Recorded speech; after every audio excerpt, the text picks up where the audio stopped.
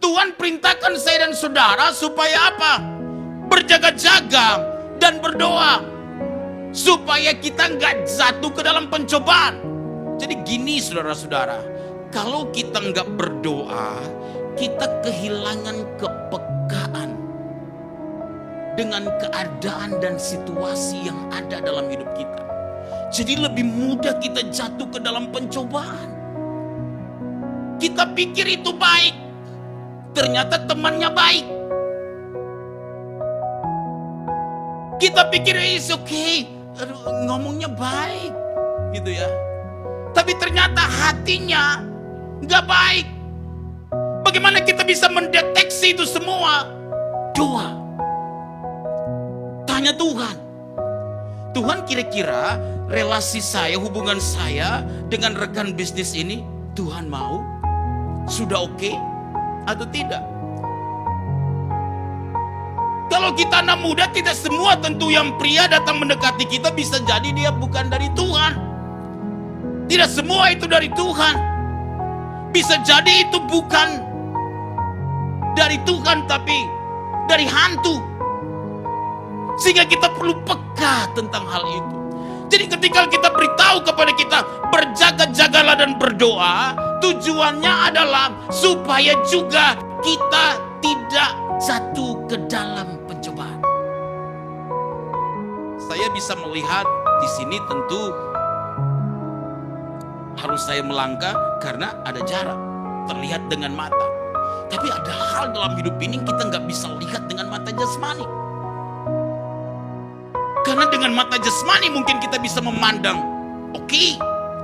Tapi di balik yang oke itu ada sesuatu yang tidak baik. Bagaimana kita bisa mendeteksi, bagaimana kita bisa mendiagnosa itu? Doa. Karena doa akan membuat saya dan saudara terjaga dalam relasi kita dengan Tuhan dan membuat Tuhan membentengi kehidupan kita sekalian. Dengarkan baik-baik Bapak Ibu. Nggak peduli kita seorang pendeta yang jam terbangnya tinggi, kalau nggak berdoa kita mudah jatuh dalam pencobaan. Nggak peduli kita seorang pebisnis yang handal, tapi kalau kita nggak berdoa, kita bisa salah ambil keputusan dalam keputusan-keputusan bisnis kita. Nggak peduli kita seorang pelayan yang hebat, kita seorang yang bisa tampil dengan luar biasa. Tapi kalau kita nggak berdoa saudara-saudara, maka itu bisa membuat kita tidak terkoneksi dengan sorga. Dan membuat kita pengurapannya tidak berdampak bagi orang lain. Doa menjadi segala-galanya di dalam kehidupan saya dan saudara. Karena itu tokoh-tokoh Alkitab itu telah taat kepada apa yang Tuhan perintahkan. Untuk apa? Untuk mereka berdoa. Saudara akan menemukan Abraham ketika dia dipanggil keluar dari Ur Kasdim menuju ke tanah Kanaan. Di dalam perjalanan dia kita menemukan Abraham selalu membangun mesbah dan membangun persekutuannya dengan Allah. Menunjukkan apa?